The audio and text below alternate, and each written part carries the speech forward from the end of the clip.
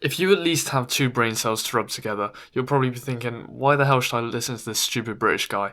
But trust me, there is 100% something you will learn from this stupid video. So first we got to differentiate capitalism and communism. Capitalism is like GTA, right? Okay, you're with your friends, you're doing a heist, right? And then you get the cuts, right? The guy in charge gets the biggest cut. He decides the cuts for everybody. And then the little guys, your friends or whatever, they're just, they can beg for bigger cuts, but, they're not always going to get them. The big guy in charge, he wants the biggest cut. He's done all the work. You've done absolutely nothing. You're just there for the fun.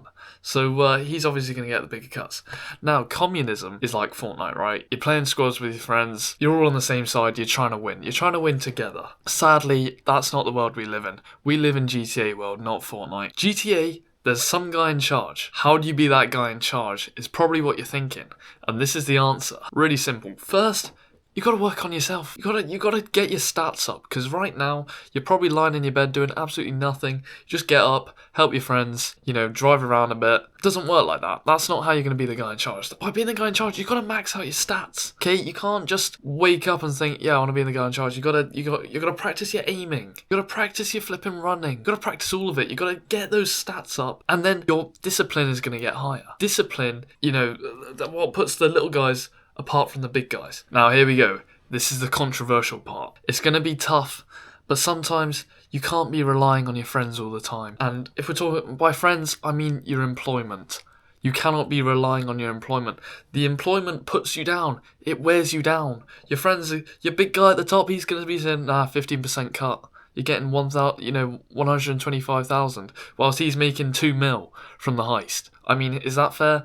No. So what have you got to do? You got to break out from that. It's going to be hard, but you got to do it. Before you even flip and do that, you got to stop buying dumb stuff. I mean, you're wasting your money on cars, whilst this big guy's buying Kazakhs and flipping, money laundering businesses. You're there buying a Ferrari, a GTA Ferrari, whatever it's flipping called. I can't remember off the top of my head. You can see why he's big and you're not. You're buying dumb stuff whilst he's buying big stuff. Now, that big stuff is called assets. You're buying liabilities. Assets make you rich. Liabilities make you flipping poor. So stop. Now, you're probably thinking, Saxon, what the hell's an asset? I don't know why you know my name when you've never seen my channel before. Assets, in real life, are things like businesses, right? But you can't just buy a business out of nowhere. So what have you got to do? You got to buy the things for the business. If we're talking GTA terms, you got to buy. I mean, my first business I had in GTA was a flipping the car business. The one where you steal the cars and then take it into the garage and then remake them and then set them off again and then you sell them. But you'll always get grief by the guys. So what have you got to do in real life? Because it's all fun and games saying that, but you're probably thinking, yeah, well, what the hell am I supposed to buy? Laptop. One. That's pretty much all you need. I mean, come on. In GTA terms, the laptop is the car business, right? That is an asset because it's going to make you richer. Anything that makes you richer is an asset. Now, you're not going to be able to buy the Kazakhs straight away because you've not got enough money. Your friend's been screwing you over, giving you about 25k cut of every heist. So you've got to start small. Although you might be thinking, I've just got this laptop, I've just got this little car business, what the hell am I supposed to do now? Well, you know what you got to do now? Now you got to grind. I know it's hard, but that's literally what GTA is about. And it's what real life's about. Grinding out. It's going to be hard. It's going to be slow. You got to get comfortable with the slowness. Because you'll go in on the first week thinking, what the hell am I doing? This is a complete waste of time. Your friends will laugh at you. That is a guaranteed thing. People will judge you. You're going to be judging them when you're at the top. When you're giving them the 15% cut, we'll see who's laughing. Now, it's going to take a long time. Grinding is not a thing that is just a week-long, journey. It's a long journey. It's a treacherous journey. But once you've grinded out, this is where it gets good. Upgrade your flipping business. You're probably thinking, how am I going to upgrade, Saxon? What?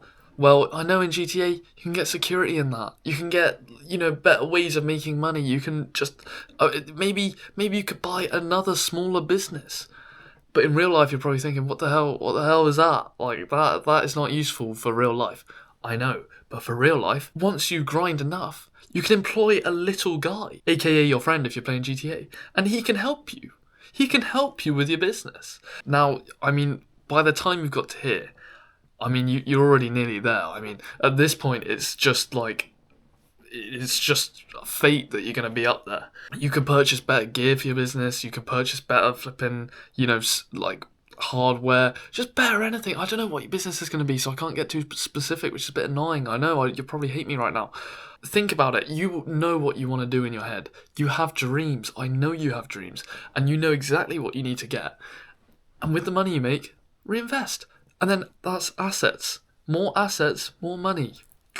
More liabilities. You're not, maybe treat yourself every so often. You can get a little car every so often. But you can't be buying, Ferraris every 5 seconds. Again, once you've got all these assets, once you've got all these guys working for you, rinse and repeat. You just rinse and repeat, make it go bigger, buy the Kazatka, you've won life. It really is that simple. As soon as you play capitalism to its strengths, you've won. You've literally won. Capitalism rewards those who go for their dreams and go for their, they break out the system. If you're trapped in the system of, the pyramid, right? You're at the bottom of some other guy's pyramid. Why do you want to be at the bottom of some other guy's pyramid? You want to have your own pyramid, be at the top of that one. And you can do it. You can do it. But you got to work in this guy's pyramid for a little bit to make the money. And then you got the new pyramid. You go to the top. It's really that simple. And it's surprising how GTA, that's what taught me. And you can tell from my stupid ramblings that I've thought about this a lot. And subscribe if you learned something. And please, it really helped the channel. I'm trying to I've just hit 100 subscribers. So every little helps. And yeah, see you later.